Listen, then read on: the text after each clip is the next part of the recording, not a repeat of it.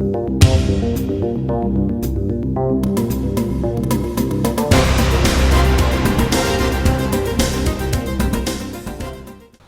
à ITV et bienvenue à Question Directe qui reçoit aujourd'hui Doudou Sidibé. Doudou Sidibé, enseignant-chercheur à l'université Gustave Eiffel, responsable scientifique du Master of Science Motrices, Management of Technology and Information System. Il est titulaire d'un doctorat en sciences de gestion 2022 et d'un doctorat en sciences politiques et relations internationales 2009 à l'université Jean Moulin Lyon 3. Il est mention très honorable avec les félicitations du jury. Il enseigne la négociation et la médiation diplomatique, la géopolitique, la communication politique, la diplomatie économique, la stratégie d'entreprise. Merci d'avoir accepté notre invitation. Vous êtes venu au Sénégal en pleine élection législative. Elle vient de se dérouler. Aujourd'hui, nous sommes dans la composition de la prochaine Assemblée nationale. Vous êtes spécialiste de négociation. Dans ce genre de situation où un pouvoir n'a pas la majorité absolue pour faire ce qu'il veut, une opposition aussi a une majorité relative. Comment doivent se dérouler les négociations pour le Sénégal? Merci beaucoup Alassane pour votre invitation. Plaisir. Et j'en profite également pour saluer les téléspectateurs d'ITV. Et je voudrais dire un mot à votre endroit. C'est une fierté, un honneur d'être là. Parce que vous êtes un exemple de professionnalisme, de pertinence et de probité morale dans le métier que vous exercez.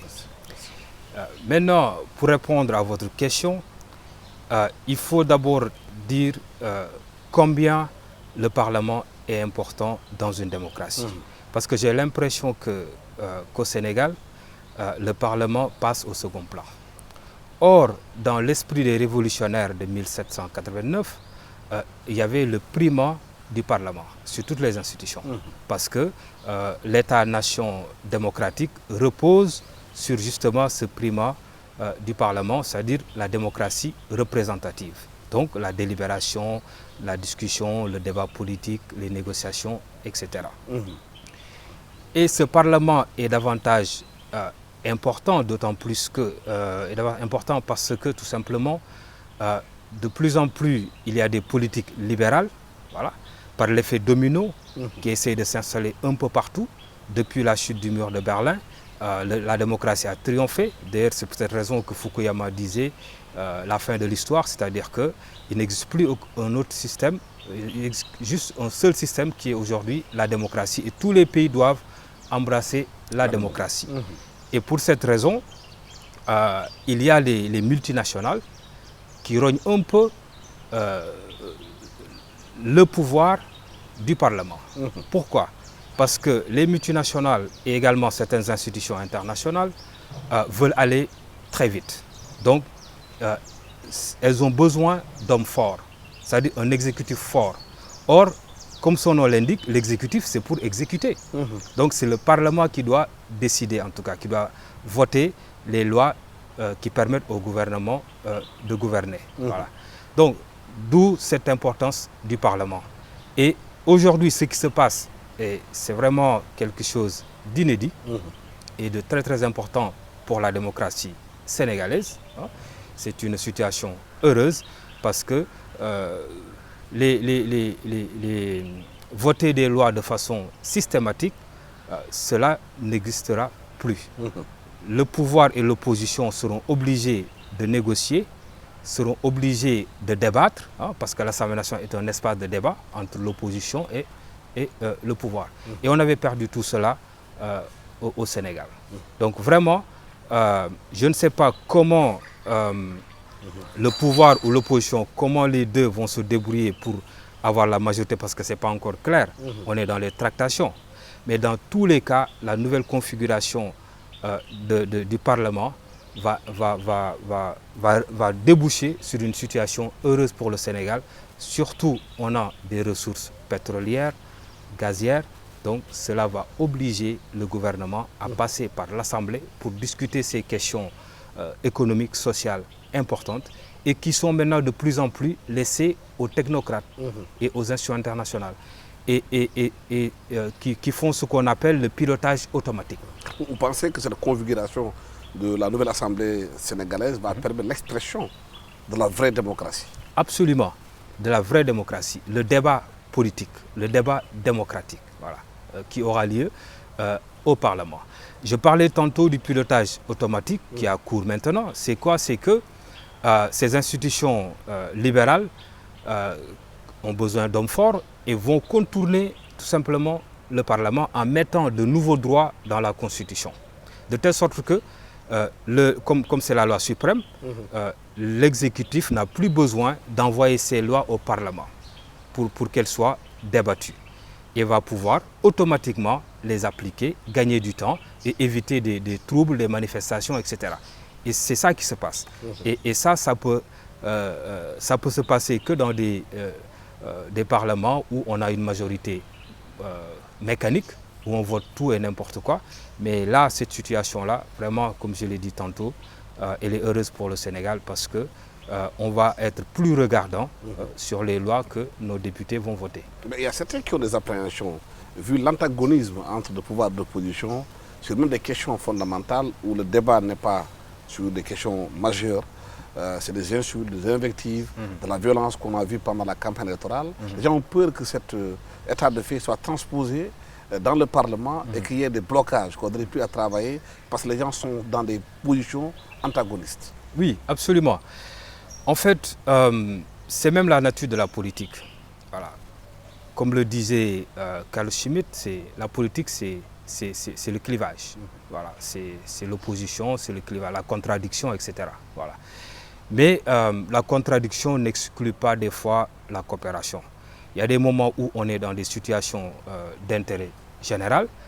L'opposition et le pouvoir doivent pouvoir échanger, négocier, discuter et prendre des mesures qui seront conformes aux aspirations des populations. Voilà. Donc, mais dans ces cas, il faudrait que les acteurs se respectent. Absolument. L'impression qu'on a en Sénégal, c'est que les acteurs ne se respectent pas. Oui. Chaque personne respecte l'autre. Oui. Chacun on ne s'écoute pas, on parle comme ça, en monologue. Est-ce que justement ce climat qu'on a vu aujourd'hui, qui a avec l'opposition radicale incarnée par Ousmane Sonko, le pouvoir qui est la s'arc-bouter sur ses principes, est-ce qu'on n'est pas dans une situation où le Parlement peut être bloqué, où l'on n'arrive plus à travailler? Oui, c'est là où les Sénégalais qui les ont élus. C'est là où on appelle les acteurs politiques à la responsabilité, de savoir qu'ils sont porteurs d'un mandat émanant du peuple. Donc tout ce qu'ils doivent faire doit aller dans le sens de l'intérêt de ce peuple. Voilà. Et de pouvoir faire des concessions et de mettre leur petite personne derrière et mettre en avant l'intérêt général. C'est ça qu'on attend. Ce qui m'inquiète maintenant, c'est le casting, c'est-à-dire les acteurs politiques qui arrivent au devant de la scène. Que ce soit du côté de l'opposition ou du pouvoir, il y a quand même de fortes inquiétudes. Parce qu'aujourd'hui, je commence par l'opposition. Aujourd'hui, on a élu des suppléants de l'opposition. Je peux avoir un préjugé favorable en me disant que ce n'est pas parce qu'ils étaient mauvais qu'ils étaient suppléants, parce que tout simplement leur parti politique n'avait pas de poids et qu'ils ont été investis en tant que suppléants. Mais en tout cas, ce n'était pas la crème que voulait présenter l'opposition. Et là, attendons de voir ces députés pour voir vraiment ce qu'ils valent. Mais si vraiment ils ne font pas le poids, il y aura quand même des inquiétudes. Justement, il y a des inquiétudes. Les gens se disent que cette Assemblée a été élue pour 5 ans, mais fondamentalement, elle ne peut avoir que 2 ans de vie. Quel que soit le président qui va venir dans 2 ans, il sera obligé peut-être de dissoudre l'Assemblée nationale pour une nouvelle Assemblée nationale, pour chercher une majorité, pour l'accompagner. Est-ce qu'il n'y aurait pas en ce moment des calculs que certains députés pourraient faire en se disant, écoutez, moi j'ai été élu pour 5 ans, mais je n'aurai que 2 ans de mandat, je suis un menuisier ou je suis une personne qui n'a pas eu les moyens pour marchander de mandat. C'est tentant. C'est tentant de monnayer cette élection avec des avantages. Et je pense que ces députés doivent se garder de faire cela, parce que tout simplement, ils représentent le peuple, et que les enjeux sont énormes. Le Parlement, comme je l'ai dit au début, est une institution éminemment politique et importante. parce que c'est là-bas où on vote les lois qui vont régir, qui vont organiser notre vie économique, sociale, politique, etc. Donc c'est pour cette raison que le casting doit être vraiment... Les partis politiques doivent faire attention. Le critère principal ne doit pas juste être avoir du monde, voilà, être représentatif, non. Mais derrière, il doit y avoir l'éthique, il doit y avoir la compétence également. Voilà. Et je pense que ces deux critères-là sont relégués au second plan. Voilà. De plus en plus, on voit des gens qui ne sont pas à leur place. Hein. On voit également des députés, hein. La 13e législature le confirme. On voit des députés qui vendent des passeports. Ce n'est pas leur rôle. Le rôle, c'est de voter des lois. Ou bien qui fabriquent des faux billets. Voilà. Et ça, il faut l'éviter parce que ça a fortement terni l'image du Parlement. De telle sorte que maintenant, quand vous parlez de l'Assemblée nationale, les gens ne vous écoutent pas. Et pour moi, c'est une institution extrêmement importante. Justement, on va vers des échéances importantes. Aujourd'hui, si les projections sont maintenues, les premiers barils de gaz ou de pétrole du Sénégal, c'est en 2023. Justement. On a vu le balai des puissances occidentales au Sénégal, le chancelier allemand est venu une fois au Sénégal, le président allemand est venu une fois au Sénégal. On voit aujourd'hui le balai des Occidentaux au Sénégal. Parce que, compte tenu de la crise ukrainienne, il y aura une crise du gaz en Europe. Et le Sénégal a du gaz et du pétrole. Comment aujourd'hui gérer ces questions pour que, justement, cette manne n'échappe pas aux Sénégalais? Justement, c'est pour cette raison que les Sénégalais déjà doivent, les acteurs politiques en premier, apaiser le climat politique et social. Parce qu'on ne peut rien faire sans la paix. Et partout où il y a des ressources naturelles, il y a potentiellement la guerre. Alfred Plummer, en 1937 déjà, disait « Raw materials, war materials ». Voilà. Donc c'est pour cette raison que nous devons faire attention. Voilà. Et que nous devons essayer d'exploiter ces ressources de façon optimale, hein, et également faire de telle sorte que tous les Sénégalais puissent profiter de ces ressources. Hein. Et raison de plus aussi pour qu'on ait des députés conscients de l'enjeu des ressources que nous avons, hein, et de voter des lois, hein, qui vont dans le sens de l'intérêt des Sénégalais. Et aujourd'hui, la situation géopolitique fait que le Sénégal se retrouve dans une situation où il est devenu très très important et même je dirais un peu incontournable parce que la Russie utilise ses ressources naturelles dans les conflits géopolitiques. Donc l'Europe essaye de trouver d'autres sources d'approvisionnement et se retourne vers le Sénégal qui est un pays stable, hein, où il y a la paix, où on peut sécuriser les approvisionnements. Parce que c'est ça qui est important. Parce que si ce n'est pas un pays stable, vous avez des relations commerciales et puis au bout d'un temps, il y a la guerre, ça s'arrête. Mais ce n'est pas le cas du Sénégal. C'est pour cette raison que le Sénégal intéresse les pays européens et en première ligne l'Allemagne. Vous avez vu que le chancelier allemand est venu ici, le président allemand également, pareil. Donc le Sénégal doit gérer convenablement cette situation-là pour que les Sénégalais puissent profiter des ressources. Oui. On va vers une élection présidentielle cruciale où le président jusqu'à présent ne s'est pas totalement déterminé par rapport au troisième mandat. La France, comme vous l'avez dit, s'intéresse de plus en plus aux ressources du Sénégal. Quelle configuration peut-on attendre de cette élection présidentielle? Bon, ce sont les Sénégalais qui votent. Ça, c'est un fait, d'accord? Mais certaines puissances ont leurs candidats, forcément. Voilà, parce que tout simplement, pensant que tel ou tel candidat peut-être aurait plus de bonnes relations avec elle ou pas. Mais dans tous les cas, le Sénégal est un pays ouvert et il le restera parce que nous avons besoin de travailler avec tout le monde. Nous avons besoin d'attirer des investisseurs pour créer des emplois, hein, et c'est extrêmement important. Donc on ne peut pas se permettre pour des questions ou des idéologies souverainistes, hein, de s'enfermer. Voilà, on a besoin des autres. Mais seulement quand les autres vont venir, il faudra négocier de façon serrée ses intérêts. il ne faut rien lâcher sur ses intérêts. Voilà. Et c'est là où se trouve l'enjeu. Ce n'est pas de dire aux autres ne venez pas. Voilà. Mais venez, mais moi, je ne suis pas une marionnette. Je suis là pour représenter mon peuple, donc je négocie les intérêts de mon peuple. Voilà. Et d'essayer d'avoir des accords gagnant-gagnant, contrairement à ce qu'on avait l'habitude de voir. Hein. Voilà. Vous voyez des pays qui ont des ressources naturelles. Je prends l'exemple du Niger, l'un des pays les plus pauvres, et l'un des pays où il n'y a presque pas d'électricité, beaucoup de délestage. Et pourtant, c'est le Niger qui produit une bonne partie de l'uranium qu'utilise par exemple EDF pour éclairer la France. Voilà. Donc il faut éviter ces situations-là. Voilà. Il faut que l'on puisse bien négocier nos intérêts, mais restons en même temps ouverts. Nous sommes dans une région comme étant une ceinture de feu. Il y a aujourd'hui de plus en plus la Russie qui est présente au niveau du Mali, où récemment le président malien a fait un tweet en disant qu'il a une relation téléphonique très importante avec Poutine et que dans le respect de la souveraineté du Mali, beaucoup estiment que cette guerre d'influence aux frontières du Sénégal peut avoir un impact sur le fonctionnement du Sénégal, la rivalité entre la France et la Russie en Afrique. Oui, forcément, il y aura un impact parce que la France reste encore très proche du Sénégal, voilà, et que le Sénégal pourrait être,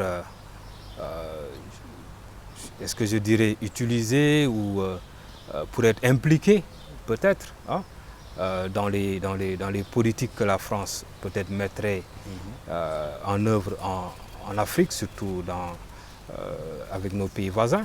Mais c'est là où le Sénégal doit faire attention, parce que le Sénégal doit d'abord, et ça a été toujours le cas, d'abord s'occuper de la diplomatie de voisinage, d'essayer d'avoir de bonnes relations avec ses voisins, mais également des relations de paix, hein, de consolider la paix, mais aussi de solidarité envers un pays frère, le Mali, qui a des difficultés aujourd'hui.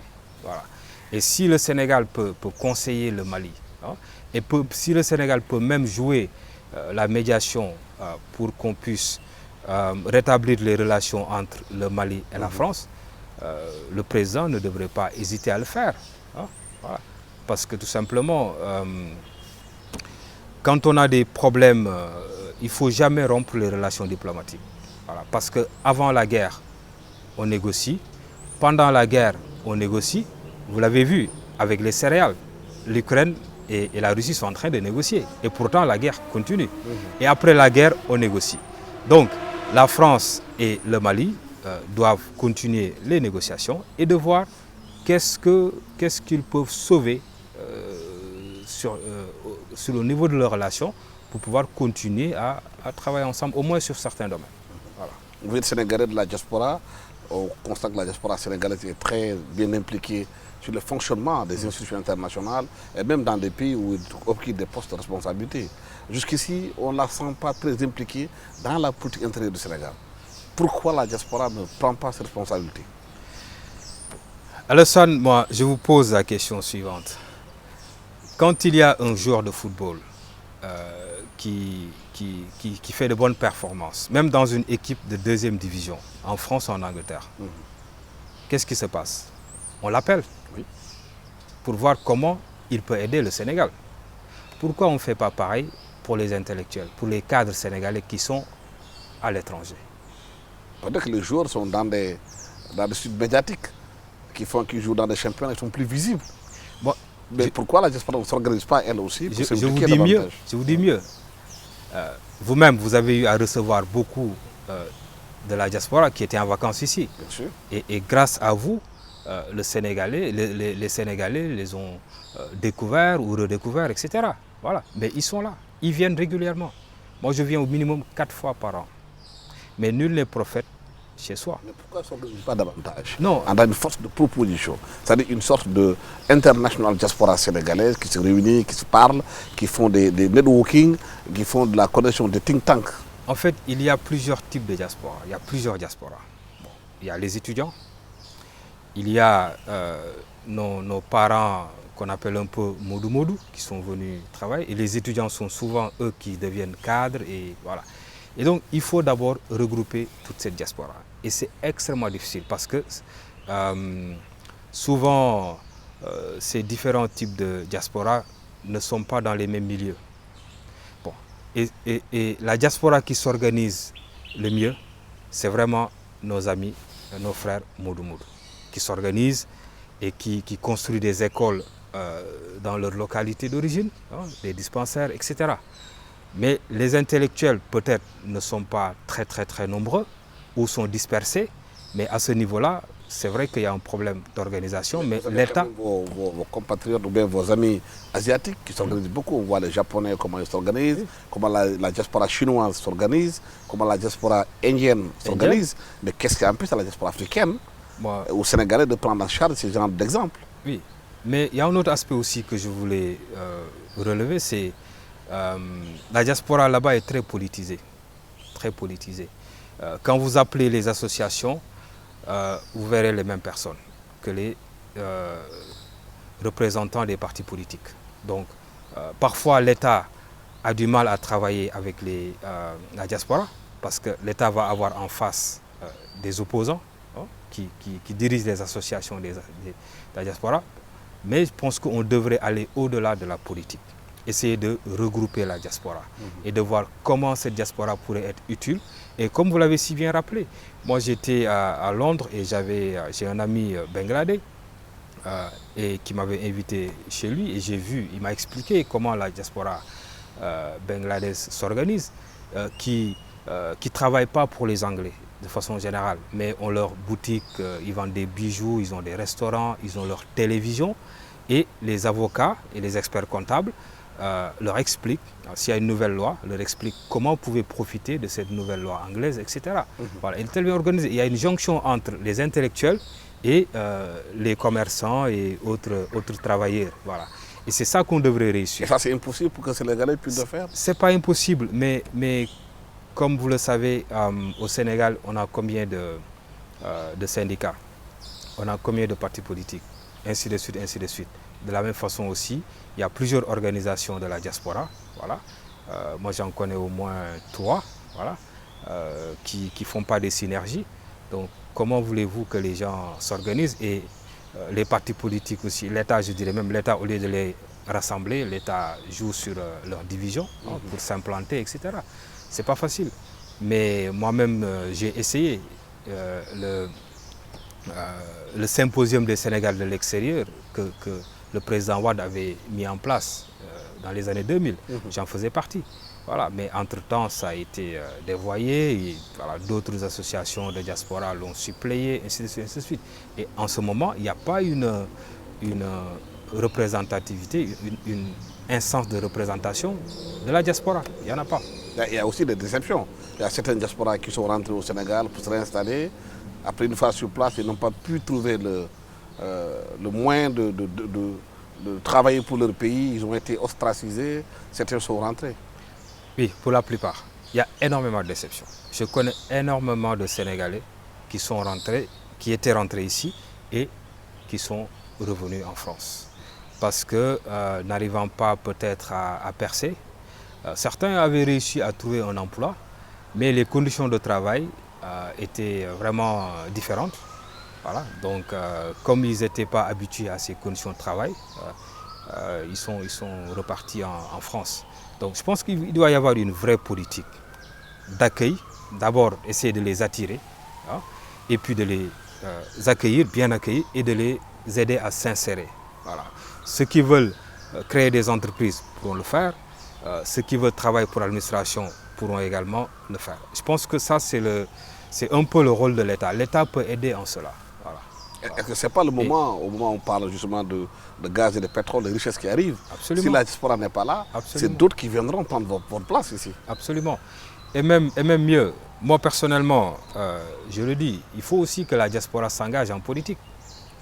Parce que le Sénégal aussi doit chercher pour trouver des dirigeants, doit aller chercher tous ses fils, où qu'ils puissent être. Hein? Voilà. Donc il y a des gens compétents dans la diaspora et qui sont capables de diriger le Sénégal. Pourquoi pas? Hein? Voilà. Donc il faut ouvrir tous les domaines économiques, politiques, parce que la diaspora ne peut pas uniquement se cantonner à à fournir des footballeurs, à fournir parfois des cadres, à envoyer de l'argent. Et quand il s'agit de prendre des postes politiques, là tout de suite on vous dit mais vous n'êtes pas là, vous ne connaissez pas bien le pays. Alors que parfois on connaît mieux le pays que ceux qui y habitent. Parce que quand il y a des problèmes, les gens nous appellent pour nous dire est-ce que vous pouvez m'aider parce que je ne peux pas payer l'école de mon fils, et obligé de dire pourquoi. Voilà. Aussi les frais médicaux, pareil. Aussi payer le loyer, la même chose, les baptêmes, etc.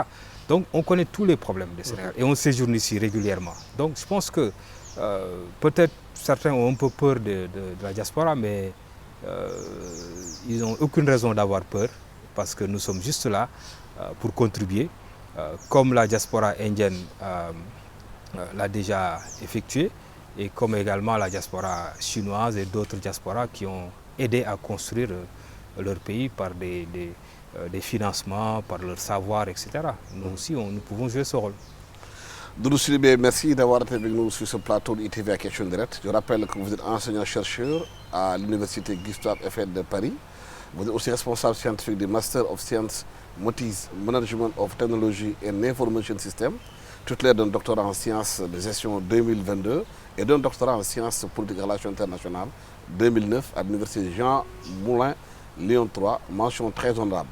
Merci d'avoir été avec nous sur ce plateau de ITV. Merci à toute l'équipe technique qui m'a accompagné pour la réalisation de cette émission. Merci, au revoir.